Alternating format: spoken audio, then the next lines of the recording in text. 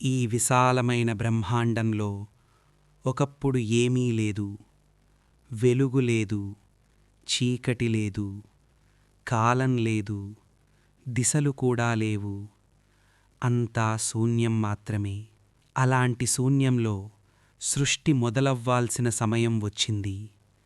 అప్పుడు సృష్టికర్త బ్రహ్మదేవుడు లోక సృష్టి చెయ్యాలని సంకల్పించాడు. తన తపోశక్తితో ఈ బ్రహ్మాండానికి ఆకారమివ్వాలని నిర్ణయించాడు. కాని సృష్టి నిలకడగా సాగాలంటే ఒక మొదటగా క్రమం అవసరం. బ్రహ్మాండంలో వెలుగు పుట్టింది. ఆ వెలుగే సూర్యుడు.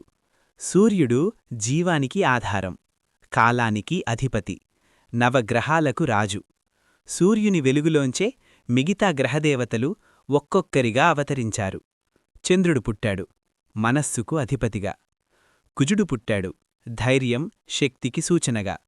బుధుడు పుట్టాడు, బుద్ధి, మాటకు ప్రతీకగా. గురు పుట్టాడు, జ్ఞానం, ధర్మానికి మార్గదర్శిగా. శుక్రుడు పుట్టాడు, ఐశ్వర్యం, సుఖానికి ప్రతినిధిగా. శని పుట్టాడు, కర్మలకు న్యాయం చేసే దేవుడిగా. రాహుకేతువులు పుట్టారు, మాయ మరియు వైరాగ్య శక్తులుగా. ప్రతి గ్రహానికి ఒక శక్తి, ఒక బాధ్యత, ఒక మార్గం నిర్ణయించబడింది. విష్ణుమూర్తి ఆజ్ఞతో ప్రతి గ్రహం తన దారిలోనే సూర్యుడి చుట్టూ తిరగాలని నిర్ణయమైంది. ఇందులో శనిదేవుణ్ణి చాలామంది భయపడతారు. కాని శని శత్రువు కాదు. అతడు కేవలం మన కర్మలకు న్యాయమైన ఫలితమిచ్చే దేవుడు మాత్రమే. ఈ నవగ్రహాల ప్రభావం మన జననం నుంచే మొదలవుతుంది.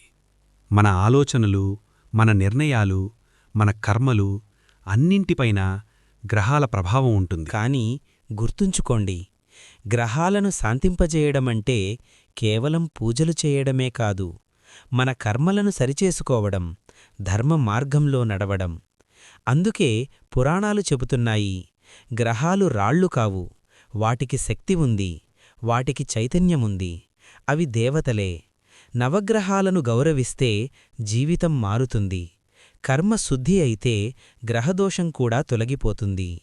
ఇదే నవగ్రహాల ఆవిర్భావం వెనుక దాగి ఉన్న మైథాలజీ రహస్యం. గ్రహాలు మన శత్రువులు కావు, మన జీవితాన్ని నడిపించే దైవశక్తులు.